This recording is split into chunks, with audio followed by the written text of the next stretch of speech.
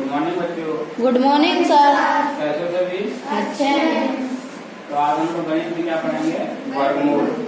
वर्गमूल के अंतर्गत हम लोग पढ़ेंगे वर्ग और वर्गमूल की संकल्पना। ठीक है ना? तो सबसे पहले हम लोग वर्ग सीखेंगे कि वर्ग क्या होता है, और फिर वर्ग का ही जस्ट उल्टा वर्गमूल भी होता है। ठीक है ना? तो पहले वर्ग का क्या मतलब है उसको देखते हैं। यदि किसी संख्या को उसी संख्या से गुणा करें तो गुणनफल से प्राप्त संख्या को गुणा की गई संख्या का वर्ग है। और आसान भाषा में समझेंगे, जैसे कोई संख्या है, जैसे मान लो यहाँ पे क्या है, 5 है। 5 को 5 से ही अगर हम एक बार और गुणा करते हैं तो क्या हो जाएगा? 25। तो ये जो 25 आ रहा है, इसी को कह रहा है कि अभी किसी संख्या को उसी संख्या से अगर एक बार और गुणा कर दें तो जो हमारा संख्या प्राप्त हो रहा है वो उसका क्या है?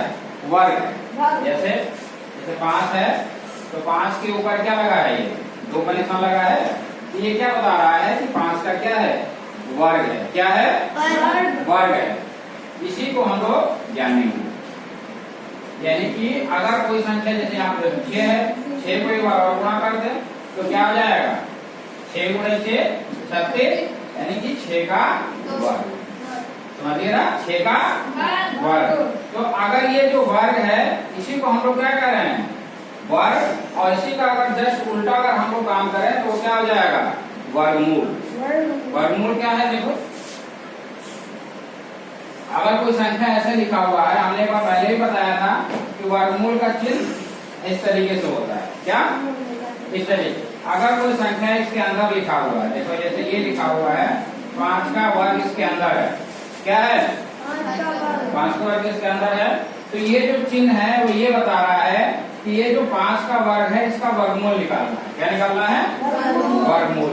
तो वर्गमूल का मतलब सीधा सा है कि जो भी संख्या अंदर लिखा हुआ है वो 2 बार गुणे के रूप में लिखा होना चाहिए। ठीक है? अगर वो 2 बार गुणे के रूप में है तो उसमें से एक संख्या क्या हो जाएगा?